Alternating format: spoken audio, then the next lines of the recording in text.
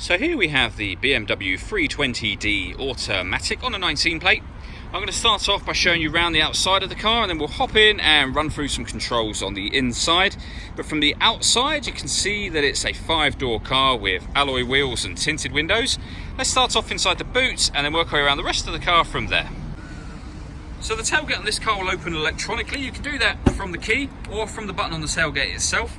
As we approach the boot, you can see we have reversing sensors. This car's also got a full colour reversing camera, and as you can see, loads of boot space as well, along with those 3 individually folding rear seats as well. Okay, so we're just going to work our way back round to the front of the car, and then we'll hop in and run through some controls on the inside. Now that we've done a full circle of it, you can see it's in excellent condition the whole way round. Just briefly before we climb in, I think this is what we're seeing the interior from this exterior point of view. There's plenty to run through on the dashboard, so let's hop in and we'll do that right now. Okay, now that we're inside the car, we're going to start with the dials. On the left-hand side, or the far left-hand side, we have the fuel gauge, followed by the speedometer, then the rev counter, and the coolant temperature gauge over on the right-hand side. In the middle at the bottom, you can see the total miles for this car, which are 3,261. The information that's displayed above that can be changed using controls on the end of the indicator stalk for various different bits of trip computer information. If we back out to the steering wheel, on the left-hand side, we have cruise control and speed limiter. And on the right-hand side, stereo and phone controls, including voice activation. We've then got the minus and plus paddle. That is so that you can change gear manually with this automatic gearbox. If we work our way over into the center just here, we have the touchscreen satellite navigation. This is BMW's professional nav. So you can swipe across all of these screens. You can enter anything you want by tapping on it. There's a full video showing the satellite navigation working on both our website and our Facebook page. You can do it that way, or you can scroll through it using the Idrive system, which is essentially this dial. You can twist it, it pushes down, it moves to the right, left, up or down, and you can access certain things directly from here. So main menu will take you back to there, for example. We can go to radio and media, and that's where you'll see you have DAB, radio, FM and AM.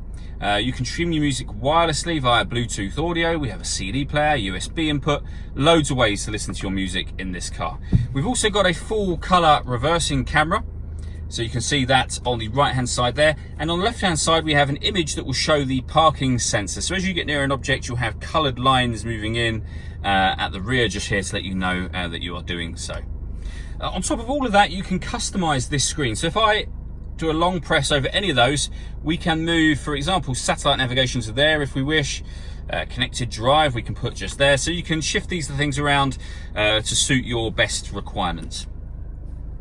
Below that we have the CD player and then dual zone climate control, so you can adjust the passenger temperature, the driver temperature, the fan speed up and of course down. From here you can determine where you'd like the air to be distributed for the passenger, for the driver. When you're happy with those settings, this button turns the air conditioning on, so it's on at the moment, off or back on again. Or you can hit auto and the car will now maintain those temperatures by taking full control of the fan speed and the direction of the air as well. To override that, just press auto again and you'll go back to whatever setting you had it on previously.